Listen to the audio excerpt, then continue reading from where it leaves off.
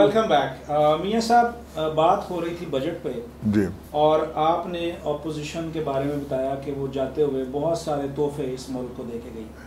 कभी जद्दा जाके बैठते हैं, कभी मेफेयर में जाके, उनकी फेवरेट जगह है। अल्लाह से हम हिदायत की दुआ करते हैं।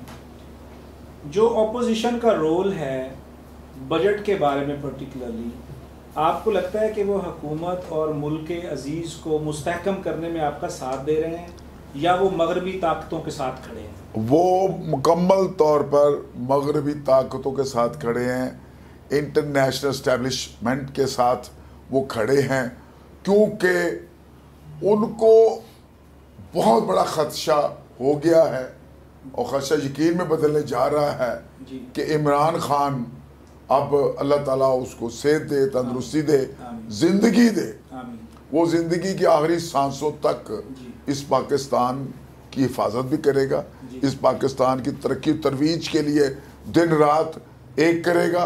सिक्योरिटी पर, पाकिस्तान की सिक्योरिटी पर कोई कंप्रोमाइज नहीं होगा। उसने आपने जैसे देखा करके दिखा भी दिया है।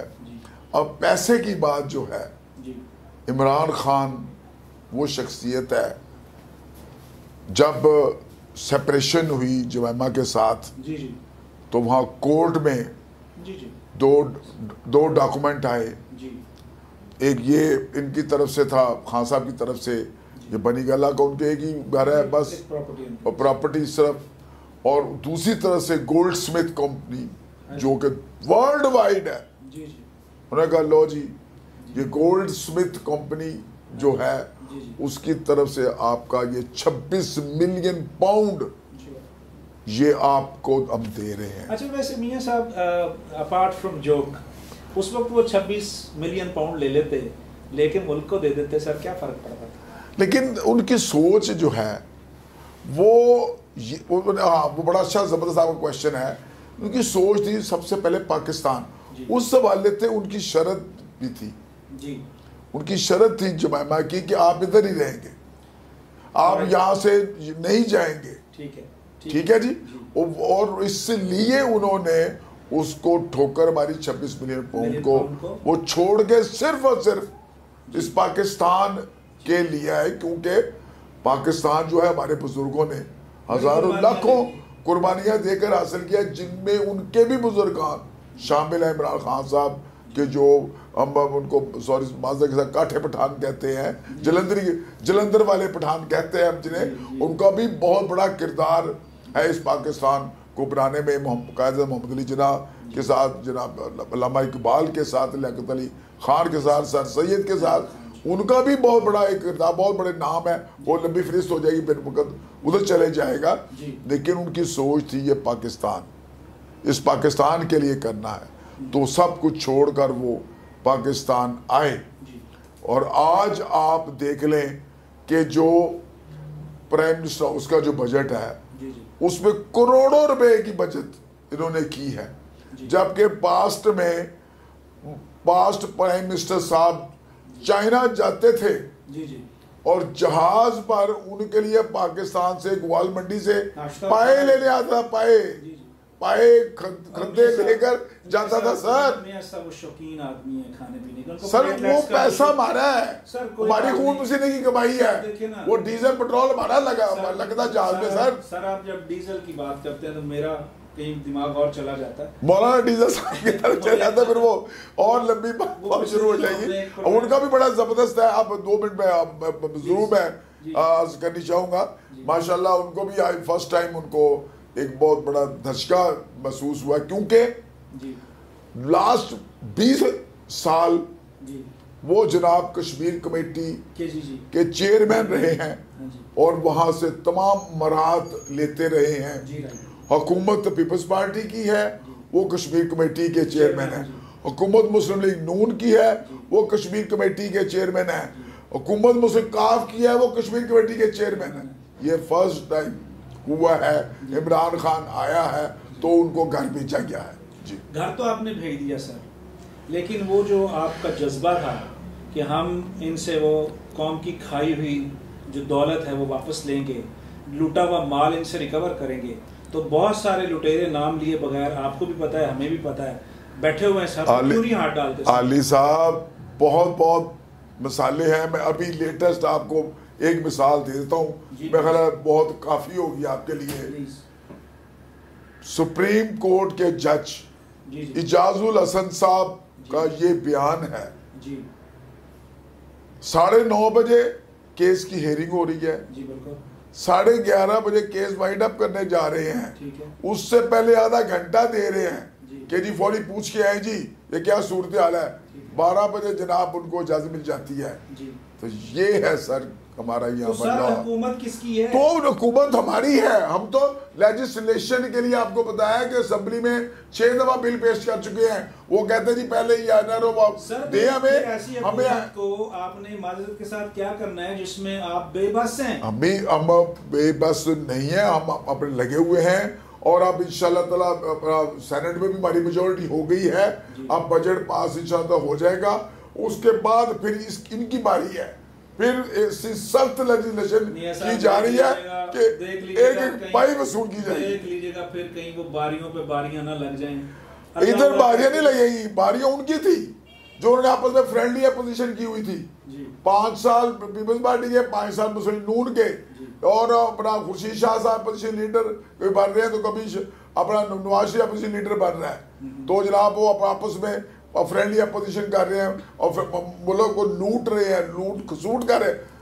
12,000 अरब रुपया 10 साल में सिंध में आया जी, और उसका कोई पता नहीं है। आया ना, वो गया और उसका कोई पता, वो गया फलूदे वाले के अकाउंट में, वो गया दही भल्ले वाले के अकाउंट में, वो गया पापड़ वाले के अकाउंट में, वो गया फिशरीज वाले के अकाउंट में चला गया। सर इतने मेहरबान, इतने अजीम आपको सो कॉल्ड लीडर मिलेंगे जो फलूदे वाले को भी अरबपति बनाते हैं और फिर आप सर उनके खिलाफ बोलते हैं। मियां साहब एटलीस्ट सर वो अरबों रुपया हमारा है, हमारे खून पसीने की कमाई है, हमारे मजदूर की कमाई है, हमारे किसान की कमाई है, हमारे इंजीनियर्स की कमाई है, हमारे जो पाकिस्तानी है उनकी अपना खून पसीने की कमाई जिससे ये फलूदे वाले का अरबपति बनाया है। मियां साहब इकबाल ने कहा ना रहमतुल्लाह अलैह ने कि जिस खेत से मुयस्सर नहीं दहकान को रोजी, उस खेत के हर गोशाए गंदम को जला दो।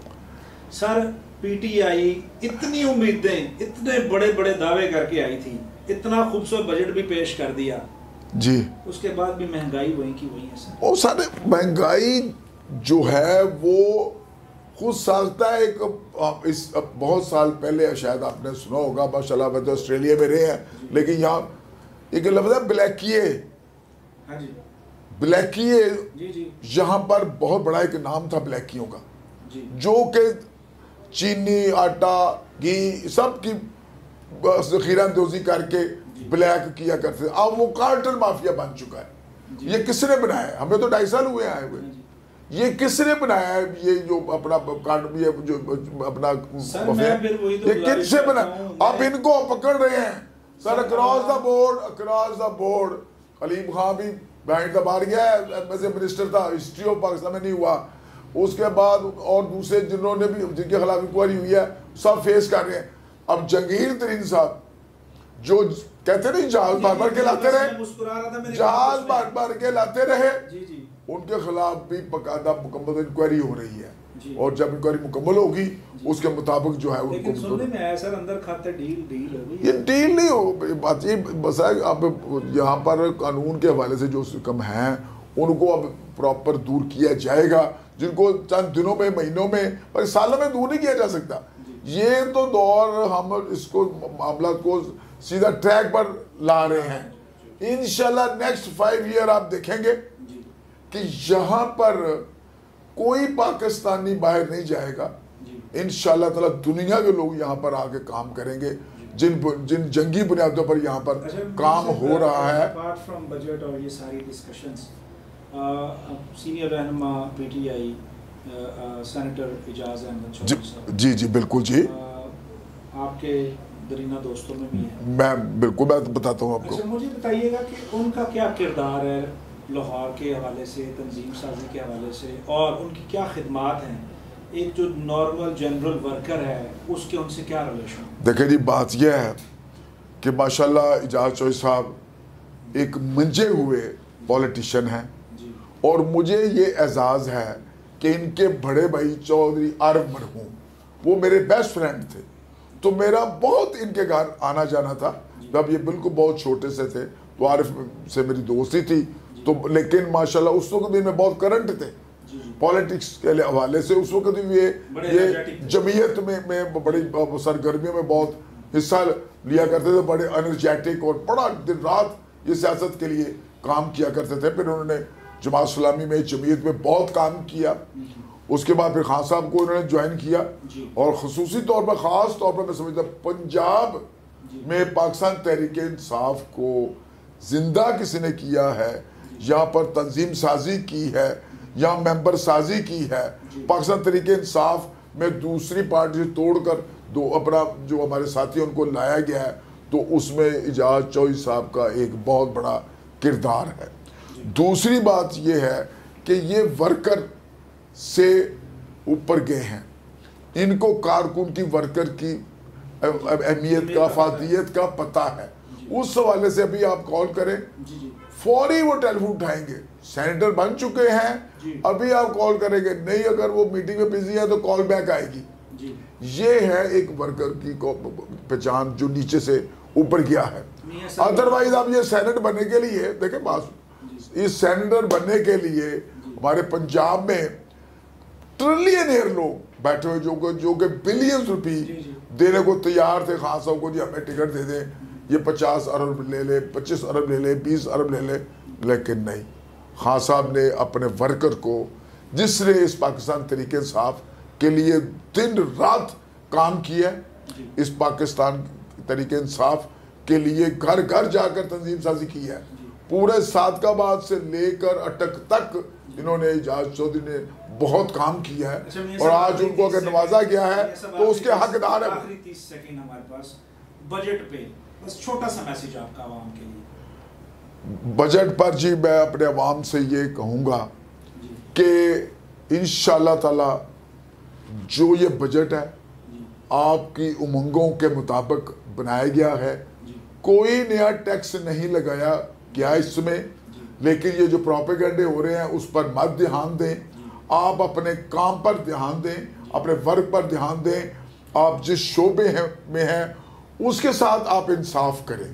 ये पाकिस्तान हमारे बुजुर्गों ने हज़ारों लाखों कुर्बानियाँ देकर हासिल किया है, इसके लिए हम सब को अपना एक भरपूर किरदार अदा करना होगा इस पाकिस्तान की तरक्की और तरवीज के लिए। मियां साहब बहुत शुक्रिया आपका। नाज़रीन आपने गुफ्तगू सुनी हमारे एक बहुत ही अहम लीडर मियां जावेद अली साहब की, उनका एनर्जी लेवल, उनकी शख्सियत, उनकी गुफ्तगू इस बात की गमाजी करती है कि आने वाला वक्त पाकिस्तान का है, आने वाला वक्त पाकिस्तान के अवाम का है। इस मुल्क की तामीर और तरक्की के लिए अपना मुस्बत किरदार अदा करते रहिए। इजाज़त दीजिए, अल्लाह हाफिज़।